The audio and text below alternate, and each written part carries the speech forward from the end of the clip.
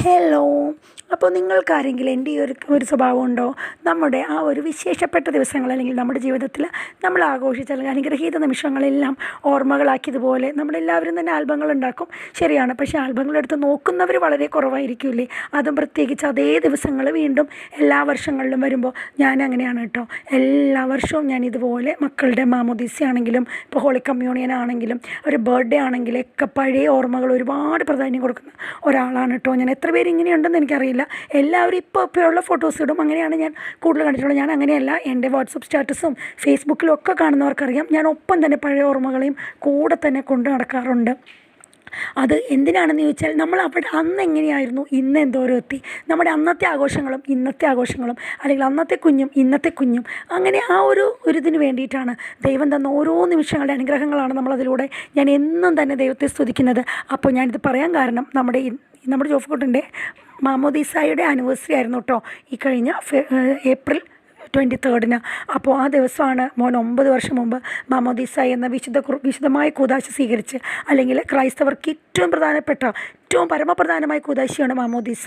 അവരാദ്യമായിട്ട് ജീവിതത്തിൽ സ്വീകരിക്കുന്ന ഒരു കൂദാശിയുമാണിത്. അപ്പോൾ അതിൻ്റെ ആ ഒരു നിമിഷങ്ങളൊക്കെ നമ്മളെല്ലാ വർഷവും തന്നെ ഈ ഒരു ബാപ്റ്റിസ്റ്റ് ആനിവേഴ്സറി നമ്മൾ ചെറിയ രീതിയിൽ ആഘോഷിക്കാറുണ്ട് കേട്ടോ.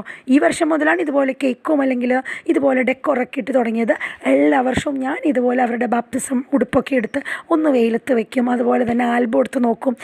അതായിരുന്നു. പിന്നെ ഇവരെ അന്നത്തെ ദിവസം പറയും ഞാൻ മക്കളോട്, ഇത് നിങ്ങളുടെ ബാപ്റ്റിസം ഡേ ആണെന്ന്. മാക്സിമം നമ്മൾ വിശുദ്ധ കുർബാനയ്ക്കും എല്ലാ വർഷവും പോകാറുണ്ട്. അപ്പോൾ അതാണ് ഏറ്റവും ആദ്യമായിട്ട് തന്നെ വേണ്ടത്, മക്കളെ ആ ദിവസം ഓർമ്മിപ്പിക്കുക. അതുകൊണ്ട് തന്നെ എൻ്റെ മക്കൾ ഹോളി കമ്മ്യൂണിയൻ ആണെങ്കിലും അവരുടെ ബാപ്റ്റിസം ആണെങ്കിലും അവരുടെ ഫീസ്റ്റ് ഡേയ്സ് ആണെങ്കിലും നമ്മൾ ആ ഒരു ക്രിസ്ത്യാനിറ്റിയിൽ നമ്മുടെ ക്രിസ്തുവിൻ്റെ അനുയായികളാകുമ്പോൾ നമ്മുടെ ജീവിതത്തിൽ ഇപ്പോൾ നമ്മൾ പറയില്ലേ, ഇപ്പോൾ ഹിന്ദുസ് അല്ലെങ്കിൽ ഹൈന്ദവർക്ക് അവരുടെ നാളുകളാണ് ജന്മദിനത്തേക്കാൾ അവർ ആഘോഷിക്കുന്നത്. കാരണം അവർക്ക് ആ ഒരു നാളിനാണ് അവർ പ്രാധാന്യം കൊടുക്കുന്നത്. അതുപോലെ തന്നെ ക്രൈസ്തവർക്ക് ഏറ്റവും പ്രധാനപ്പെട്ട ദിവസങ്ങളാണ് മാമോദീസ അല്ലെങ്കിൽ നമ്മൾ കൂദാശ സ്വീകരിക്കുന്ന എല്ലാ ദിവസങ്ങളും. ഇപ്പോൾ നമ്മൾ തിരുപ്പട്ട സ്വീകരിക്കുന്നവരാകട്ടെ അല്ലെങ്കിൽ വിവാഹം എന്ന കൂദാശ സ്വീകരിക്കുന്നവരാകട്ടെ, അതൊക്കെ നമുക്ക് ആനിവേഴ്സറികളാണ്.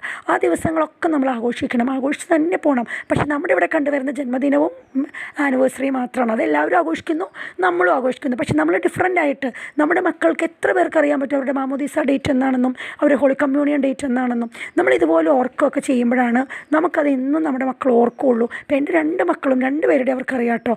ചെറിയ മോന് മൂത്താളുടെയും കൂടി അറിയാം. ഫെബ്രുവരി 3 മൂത്താളുടെ ബാപ്റ്റിസം ഡേ എന്ന്, ഹോളി കമ്മ്യൂണിയൻ മെയ് 13. അങ്ങനെ ഈ ഒരു മാമോദീസയുടെ അന്ന് നമ്മളെല്ലാവരും കൂടി അവൻ്റെ ആ ഒരു ആൽബവും അന്നത്തെ നിമിഷങ്ങളൊക്കെ മറിച്ച് നോക്കാം കേട്ടോ. പക്ഷേ ഇത് കാണുമ്പോൾ കുറേ സങ്കടമുണ്ട്. ഇതിലുള്ള പലരും ഇന്നില്ല. ഈ ഒരു 9 വർഷം മുമ്പ് ഈ ഒരു പരിപാടിക്കുണ്ടായിരുന്ന പലരും നമ്മളെ വിട്ടുപോയി. അതൊക്കെ കാണുമ്പോൾ കുറച്ച് സങ്കടമുണ്ടെങ്കിലും നമ്മളെല്ലാ വർഷവും ഇത് ചെയ്യാറുണ്ട്.